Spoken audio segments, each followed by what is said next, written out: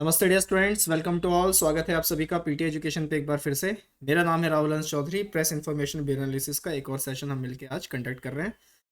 सबसे पहले जो हम बात करेंगे आज के जो हॉट स्टोरीज हैं, सबसे पहले बात करेंगे किस पे? Good governance index 2021, GGI 2021। इसमें क्या क्या आउटकम्स आए हैं उन पे हम डिस्कस करेंगे। सेकंड, फिर कुछ नई गाइडलाइंस आई है related to the major ports of India in the PPP models, right, public private partnership models. Third, we are going to talk about Kisan Diwas. किसान दिवस कब मनाया जाता है, किनको कॉमेमोरेट किया जाता है, उनके बारे में भी कुछ जानेंगे। फोर्थ, बहुत ही एक अहम मुद्दा जो पॉलिटी से, इंडियन पॉलिटी से उठ के आ रहा है, that is right to be forgotten. क्या है ये कॉन्सेप्ट, थोड़ी देर में बस देखेंगे। बने रहिए हमारे साथ इस सेशन में। देन सोया मील, इसको अब ECA के अंदर एक असेंशियल कमोडिटी बना दिया गया है। तो सोया मील के क्या फ़ायदे हैं, ECA एक्ट 1955 क्या कहता था, क्यों लाया गया, वो सब देखेंगे। And finally, person in the news, that is Pandit Madan Mohan.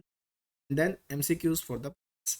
तो आज के सेशन में दोस्तों आप मेरे साथ ये सारी चीज़ें कवर अप करने वाले हैं along with the 4 MCQs, right. तो चलिए सेशन को शुरू करते हैं बिना किसी देरी के। सबसे पहली जो स्टोरी है, और अब तक के कितने हमने कॉन्सेप्ट्स को कवर अप किया है इस तरीके से, कितनी स्टोरीज को, तो this is going to be the 757 story. तो सबसे पहला क्या है, गुड गवर्नेंस इंडेक्स 2021। तो सब पहला जो सवाल आता है जहन के अंदर में, इसे प्रिपेयर कौन करता है? So basically, this index was prepared by Department of Administration Reforms and Public Grievances, DARPG। अब इनमें क्या है कि जो सब कुछ, जो स्टेट कैसे काम कर रही है अपने गवर्नेंस में, यूनियन टेरिटरीज कैसे कर रही है, हिली एरियाज जो नॉर्थ ईस्टर्न एरियाज हैं वो कैसे कर रहे हैं, जो दूसरे दूसरे स्टेट्स हैं वो कैसे काम कर रहे हैं, तो उनका पूरा एक जो डेटा है उसको पूरा छाना जाता है, फॉर्मूले वगैरह लगाए जाते हैं, सब कुछ करके फिर ये इंडेक्स गवर्नेंस के रिलेटेड ये निकाला जाता है। बेसिकली गुड गवर्नेंस वीक मैंने आपको पढ़ा दिया है। Governance day, good governance day जो है वो 25 दिसंबर को ऑब्जर्व किया जाता है to commemorate the birth anniversary of former prime minister of India late Shri Atal Bihari Vajpayee ji, right. अब इनमें क्या है कि ये जो डेटा आते हैं ये कहाँ कहाँ से आते हैं, अब किन पैमानों को, किन सेक्टर को आप कंसिडर करेंगे कि ये गुड गवर्नेंस का पार्ट है? So basically the sectors are agriculture, allied sectors, commerce and industries, human resource development, public health, public infrastructure and utilities, economic governance, social welfare development, judicial and public security, environment and citizen centric governance. तो ये सारे sector का data जो है उन्हें लाया जाता है, फॉर्मुलेट किया जाता है, प्रॉपर एक जो सुटेबल स्ट्रेटेजीज होती हैं वो उसमें लगाई जाती है, फिर इंडेक्स निकल के सामने आता है, राइट। अब इनमें 4 कैटेगरी बनाई गई है, कौन कौन सी? सबसे पहला ग्रुप ए के स्टेट्स हैं, ग्रुप बी के स्टेट्स हैं, नॉर्थ ईस्टर्न एंड हिली स्टेट्स हैं, और फिर यूनियन टेरिटरी। तो इनमें कितने कैटेगरीज हैं? 4 कैटेगरी। अब परफॉर्मेंस के ऊपर अब बात करें या आउटकम के ऊपर बात करें, तो गुजरात ने कंपोजिट रैंकिंग में टॉप किया है, followed by Maharashtra and Goa. उसके बाद as many as 20 states have improved their composite good governance index scores in 2020। लगातार सभी लोग इम्प्रूव कर रहे हैं, अच्छी बात है। यूनियन टेरिटरीज में दिल्ली का बोलबाला रहा, और फिर जो दूसरे सेक्टर्स हैं उनमें उत्तर प्रदेश ने कॉमर्स एंड इंडस्ट्री सेक्टर में जो है वो पहली पोजीशन सिक्योर की है। नॉर्थ ईस्टर्न और हिली स्टेट्स में अगर हम बात करें तो मिजोरम एंड जम्मू एंड कश्मीर, इनमें एक ओवरऑल इंक्रीज देखने को मिला है 10.4% एंड 7% रिस्पेक्टिवली ओवर जी, राइट। अब ये तो हो गई सारी बातें, ये यहाँ पर पूरा जो जो हमारे सेक्टर्स हैं ये है, और ये स्टेट्स वगैरह। अब इनकी क्या आप कुछ लिमिटेशंस जानते हैं दोस्तों, कि इस इंडेक्स की क्या लिमिटेशंस हो सकती है? बेसिकली देखिए, पहली लिमिटेशन तो ये है कि ये सिर्फ आउटकम पे बात कर, कि किसने कितना आउटकम दिया है, इनपुट के ऊपर ये बात नहीं कर रहा, इनपुट को रिफॉर्म करने के ऊपर ये बात नहीं। These indexes totally depend on the outcomes, right. और आउटकम्स पे ही ये सिर्फ बात कर रहा है, और ये ज़्यादातर क्वांटिटेटिव है, क्वालिटेटिव नहीं है in nature, this is quantitative. Qualitative नहीं है क्योंकि किसी तरीके का रिफॉर्म्स नहीं हो पा रहा, बस खाली एक डेटा आया है, डेटा से मैनेज करके, ठीक है। तो ये सारी बातें हैं, ये इसकी कुछ लिमिटेशंस हैं जो मैंने आपको लगे हाथों समझा दी है। अगली स्टोरी पे आते हैं, that is PPP in major ports. इनका जो है कुछ नई गाइडलाइन आई है। अब देखिए, मेजर पोर्ट्स जो है वो भारत के अंदर में कितने हैं? 12 है, ये ध्यान रखना है आप लोगों को। और जो नॉन मेजर पोर्ट्स हैं वो कितने हैं? 200+ हैं। मेजर पोर्ट्स को जो एडमिनिस्टर करती है वो कौन करती है? यूनियन गवर्नमेंट करती है, सेंट्रल गवर्नमेंट। जबकि जो माइनर पोर्ट्स हैं उनको कौन एडमिनिस्टर करता है? दैट इज स्टेट गवर्नमेंट करती है। ये तो हुई बातचीत। अब ministry of port shipping and waterways ने कुछ नई टैरिफ गाइडलाइंस जो है वो रिलीज की हैं, बहुत ही इंपॉर्टेंट है, थोड़ा समझ लीजिए। इसमें एक वर्ड आता है कंसेशनियर्स। कंसेशनियर्स कौन होते हैं? ये वो पर्सन होते हैं या कोई कंपनी भी हो सकती है जिसके पास ये अधिकार होता है कि वो अपने प्रोडक्ट को सेल करे या फिर अपना बिजनेस रन करे इन द पीपीपी प्रोजेक्ट्स, यानी कि पब्लिक प्राइवेट पार्टनरशिप मॉडल। इस प्रोजेक्ट में वो उनके पास ये अधिकार होते हैं। अब अधिकार है तो इन पे कुछ शुल्क भी लगता है, टैरिफ वगैरह लगता है। तो जो पहले का जो रूल था वो ये था कि इनको जो मेजर पोर्ट्स पे जो कंसेशनर्स थे जो पीपीपी मॉडल में डील करते थे उनको उनको कंस्ट्रेन किया जाता था, मतलब वो अपनी मर्जी से कोई भी टैरिफ चार्ज नहीं कर सकते थे। जबकि दूसरी तरफ जो प्राइवेट ऑपरेटर्स हैं या फिर जो कंसेशनियर्स हैं जो नॉन मेजर पोर्ट्स पर काम कर रहे हैं वो फ्री थे। उनको फ्री हैंड था कि वो जो मर्जी चाहे अपना टैरिफ लगा ले as per the market conditions, market की डायनेमिक्स क्या है उसके ऊपर। तो दैट्स वाई अभी एक नई गाइडलाइन आई 2021 में और उनमें बोला गया कि मेजर पोर्ट्स पे भी जो कंसेशनियर्स पीपीपी मॉडल पे काम कर रहे हैं उनको भी हम अलाउ करते हैं कि they are free to charge their or they are free to set their tariffs as per the market dynamics। हम उनको नहीं रोकेंगे। तो यहाँ से एक बात तो सामने निकल के आती है कि गवर्नमेंट अब इन टैरिफ्स को क्या कर रहा है? डीरेगुलाइज कर रहा है। डीरेगुलेशन उसने उसकी चालू कर दी। अब इसका सिग्निफिकेंस क्या होगा? जो बहुत बड़ा जो बेनिफिट है, सबसे पहला तो ये है कि लेवल प्लेइंग फील्ड बन गया। जो नॉन मेजर पोर्ट्स पे कंसेशनर्स काम कर रहे थे या प्राइवेट वाले बंदे काम कर रहे थे और जो मेजर पोर्ट्स पे काम कर रहे थे उनके बीच में अब एक लेवल प्लेइंग फील्ड आ चुका है। दूसरा, ये एक बड़ा मेजर रिफॉर्म इनिशिएटिव माना जा रहा है पोर्ट्स के सेक्टर में। क्यों? क्योंकि गवर्नमेंट ने खुद के कदम क्या कर लिए? पीछे कर लिए हैं और सिर्फ इनको ही कंसेशनियर्स वगैरह को ही बोल दिया है कि भैया आप ही देख। The guidelines will usher in a new era of market economy and make major ports more competitive. तो ये जो है वो पूरा लक्ष्य है कि मेजर पोर्ट्स बनाया जाए। अब पीपीपी मॉडल जो है ये बहुत तरीके के होते हैं, वो हम आज नहीं पढ़ेंगे, फिर कभी हम इस पे बात करेंगे। मैं कुछ नाम आपको बस बता देता हूँ। Build operate transfer model, BOT model जिसे कहते हैं। Build on operate model, BOD, BOO जिसे कहते हैं। Build operate lease transfer, design build operate transfer, lease develop operate, operate maintain transfer. I mean, इन सब के डिफरेंट डिफरेंट इसमें इन्वेस्टमेंट्स होती हैं, डिफरेंट डिफरेंट इनकी एफिशिएंसी आती रहती है। वो फिर कभी हम बाद में पढ़ेंगे, लेकिन ध्यान रखना है कि ये सारे मॉडल्स जो हैं वो सिलेबस का हिस्सा है। अब आप क्या जानते हैं कि जो मेजर पोर्ट्स है वो भारत के संविधान के किस लिस्ट में आता है? तो this totally belongs to the union list of the Indian constitution and are administered under the Indian ports act 1908 and major port trust act 1963। तो लगे हाँ तो कुछ कुछ जो है बातें वो आप जान लीजिएगा, ये आपको एग्जाम में मदद करेंगे। चलिए, तो मेजर पोर्ट्स में एक बार आपको दिखा देता हूँ। ये 12 नाम लिस्टेड हैं: Kolkata, Paradip, Visakhapatnam, Kamarajar, Ennore, Chennai, PO, Chidambaranar, Cochin, new Mangalore, Mormugao, Deendayal, JNPT and Mumbai. ये 12 मेजर पोर्ट्स हैं और 200 से ज़्यादा जो है के अंदर। तीसरी स्टोरी पे बात करते हैं, दैट इज़ किसान दिवस। तो किसान दिवस या फिर आप नेशनल फार्मर डे भी कह लीजिए, 23 दिसंबर को हर साल जो है वो ऑब्जर्व किया जाता है देश के अंदर में, to celebrate the birth anniversary of Chaudhary Charan Singh. Chaudhary Charan Singh ji आपको दिखाई दे रहे होंगे, the late prime minister of India, right.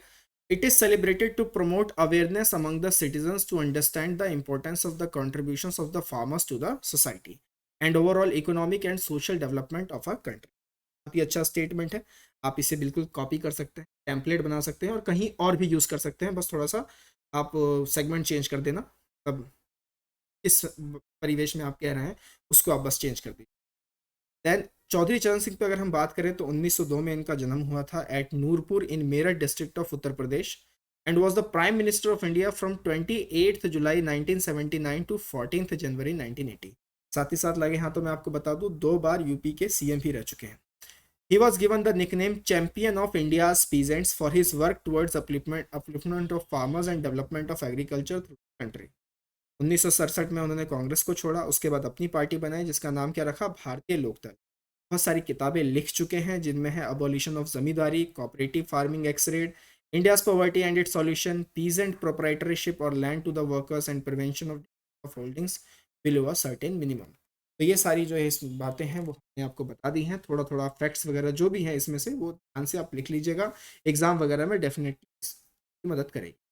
अगली स्टोरी पे आते हैं, that is right to be forgotten. Right to be forgotten होता क्या है पहले हम ये समझते हैं, फिर डिबेट में बाद में घुसेंगे। राइट टू बी फॉरगॉटन जो है ये एक पर्सन को अलाउ करता है कि वो अपनी प्राइवेट इंफॉर्मेशन इंटरनेट से डिलीट कर सकता है। ये कंसेप्ट कहाँ से आया है? ये कंसेप्ट जो है ज़्यादातर अभी जो विदेशी देश है, जो खासकर यूरोपियन यूनियन, ऑस्ट्रेलिया, ऑस्ट्रेलिया माफ़ कीजिएगा, रशिया, ऑस्ट्रेलिया नहीं, रशिया, वहाँ पर ये जो है पूरा देखा जा रहा है। अब राइट टू बी फॉरगॉटन को लेके काफ़ी सारी बातें, डिबेट वगैरह वो चालू हो चुकी है। आप मतलब तो समझ ही गए होंगे कि कोई एक पर्सन अगर वो चाहता है कि मेरी प्राइवेट इंफॉर्मेशन डिलीट कर दी जाए इंटरनेट से, तो डिलीट होनी चाहिए, राइट। अब इसमें डिबेट ये हो रहा है कि जो राइट टू बी फॉरगॉटन है, आप क्या इसे फंडामेंटल राइट मानेंगे, या फिर आप इसे राइट टू प्राइवेसी के तहत एक इनहेरिट राइट मानेंगे। अगर आप इसे राइट टू प्राइवेसी के परव्यू में डालते हैं, तो फिर इसे पर्सनल डेटा प्रोटेक्शन बिल के तहत रेगुलेट किया जाना चाहिए, जिसका अभी कुछ अता पता नहीं है, हालांकि विंटर सेशन में हुई है, राइट। लेकिन अभी कुछ अता पता नहीं है। तो राइट टू बी फॉरगॉटन को हम कहाँ यूज़ करेंगे, कैसे इसे फंडामेंटल राइट बनाएंगे, वो सब इसमें देखने वाली बातें हैं। 2017 बहुत ही हिस्टोरिक ईयर था, क्योंकि उसमें सुप्रीम कोर्ट ने राइट टू प्राइवेसी को फंडामेंटल राइट डिक्लेयर किया था अंडर आर्टिकल 21। कौन सा फेमस केस था? Puttaswamy case. The court said at that time that right to privacy is protected as an intrinsic part of the right to life and personal liberty under article 21 and as a part of freedoms guaranteed by part 3 of the constitution. तो कहीं ना कहीं अब right to be forgotten को right to privacy के साथ ही जोड़ा जा सकता है। अब इसमें जो ग्लोबल व्यू है वो क्या है कि जो रशिया है, 2015 में उन्होंने एक कानून जो है इनेक्ट किया that allow users to force a search engine to remove links to personal information on grounds of irrelevancy, inaccuracy, and violation of law. The right to be forgotten is also recognized to some extent in Turkey and Siberia, while courts in Spain and England have ruled on the subject. तो ये कुछ global views हैं, जो बातें चल रही हैं अभी भारत में, इसमें काफ़ी गर्मा गर्मी है। भारत में जो लोग इसका सपोर्ट कर रहे हैं, उनका ये कहना है कि देखो ज़रूरी है, क्योंकि जैसे कई लोग क्या करते हैं, रिवेंज ऑन अपलोड्स कर देते हैं, या फिर अनाप शनाप फोटो को फोटोशॉप करके उन्हें इंटरनेट पर डाल देते हैं, डिफेम करने की कोशिश करते हैं, पे पर्सनल अटैक करने की कोशिश करते हैं। तो ये तो होना ज़रूरी है। दूसरा, अगर किसी से कोई गलती हो भी गई है और वो इंटरनेट पे वायरल हो चुका है, तो उसे हटा देना चाहिए, क्योंकि अगर वो सुधरना भी चाहे तो वो नहीं सुधरेगा, और वो कहीं ना कहीं उसे जो अपनी पास्ट की गलतियां हैं वो बार बार उसे अपने प्रेजेंट में दिखती रहेंगी, और उसे आगे बढ़ने का मौका ज़िंदगी में नहीं मिलेगा। तो लिबरल विचार है, ठीक है, उदारवादी विचार है, तो एक दूसरा पहलू दिया जा रहा है। तीसरा ये दिया जा रहा है कि इससे एक पर्सन की रेपुटेशन तो बिगड़ती ही बिगड़ती है, लेकिन उसके साथ जो एसोसिएटेड फैमिलीज, फ्रेंड्स हैं, उनके भी रेपुटेशन पे एक सवाल खड़ा होता है। तो दैट्स वाई इसे लाना चाहिए, राइट टू बी फॉरगॉटन। जो इसके अगेंस्ट है वो ये कहना चाह रहे हैं कि सबसे पहली बात कि इसकी प्रैक्टिकलिटी पे बहुत सारे सवाल उठे, आप कैसे करेंगे राइट टू बी फॉरगॉटन। दूसरा, ये कहीं ना कहीं right to freedom of expression को भी अफेक्ट करेगा। तो अगर हम सिर्फ राइट टू प्राइवेसी के कॉन्टेक्स्ट में इसे देख रहे हैं तो ठीक है, लेकिन right to freedom of expression के कॉन्टेक्स्ट में भी तो आप इसे देखिए, वहाँ पे कहीं ना कहीं ये फ्रीडम ऑफ एक्सप्रेशन को कर्ब करने की बात कही जा रही है from the perspective of the internet side. तीसरा, इंटरनेट की क्वालिटी को भी ये डिक्रीज करेगा, उसमें सेंसरशिप लगेंगे तो उसकी क्वालिटी भी डिक्रीज हो जाएगी, राइट। तो इस वजह से ये लोग चाह रहे हैं कि ये राइट टू बी फॉरगॉटन जो है वो, राइट। तो मैंने आपको सारी चीज़ें बता दी हैं। आगे मूव करते हैं पांचवी स्टोरी की तरफ। बढ़िया स्टोरी, सोया मिल अंडर ईसीए। तो अभी हाल फिलहाल गवर्नमेंट ने नोटिफाई किया ईसीए 1955 के तहत कि हम सोया मिल को जो है एक एसेंशियल कमोडिटी डिक्लेयर कर रहे हैं up to 30 June 2022। Soybean meal जो है वो बहुत ही इंपॉर्टेंट प्रोटीन सोर्स है, और ज़्यादातर फार्म एनिमल्स को खिलाने के काम आता है। हालांकि कुछ देशों में ह्यूमन कंजम्पशन भी इसका होता है। It represents nearly two-thirds of the total world output of protein feedstuffs, including all the major oil mills and fish mills. अब ये जो एक्ट है 1955, ये कब लाया गया था? ये तब लाया गया था 1955, ईयर तो पता ही है आपको। उस वक्त भारत में जो है वो जो भोजन है, फूड स्टफ्स हैं, उनकी बहुत ज़्यादा स्कैरसिटी थी, बहुत ज़्यादा कमी थी, और फूड ग्रेन प्रोडक्शन उतना था नहीं। हमें हमें मंगाना पड़ता था, अमेरिका से जहाज में आता था, PL480 समथिंग करके कुछ था ना, right. To prevent hoarding and black marketing of food stuffs, तो एसेंशियल कमोडिटी एक्ट को जो है वो एक्ट किया गया। साथ ही साथ इसके पीछे एक और मंशा थी। एक तो ये था कि ये जो सारे एसेंशियल कमोडिटीज़ हैं, इनकी कोई होर्डिंग ना करे, इनकी ब्लैक मार्केटिंग ना करे, तो गवर्नमेंट इस पर अपना कंट्रोल लाना चाह रही थी। दूसरा, कि कहीं न कहीं जो महँगाई थी उसको भी कर्व करने की बात कही जा रही थी, क्योंकि फिर इसमें गवर्नमेंट आ चुकी है, गवर्नमेंट कूद चुकी है, तो गवर्नमेंट अब कंट्रोल करेगी सारी चीज़ें को, कमोडिटीज़ को, उससे रिलेटेड प्राइस वगैरह को। अब इसमें जो मिनिस्ट्री काम करती है वो है ministry of consume affairs, food and public distribution, जो इम्प्लीमेंट करती है इस एक्ट को। अगर उन्होंने बोल दिया कि ये भाई एक पर्टिकुलर कमोडिटी है जो कि एसेंशियल है, तो फिर गवर्नमेंट क्या करेगी? उसके प्रोडक्शन को कंट्रोल करेगी, उसके सप्लाई को कंट्रोल करेगी, उसके डिस्ट्रीब्यूशन को कंट्रोल करेगी, कितना स्टॉक लिमिट रखना है, वो सारा इम्पोजिशन जो है वो सब सरकार देखती है। हालांकि जिसमें कंसर्न निकल के सामने आया है कि ईसीए ने कुछ ज़्यादा फर्क नहीं दिया है।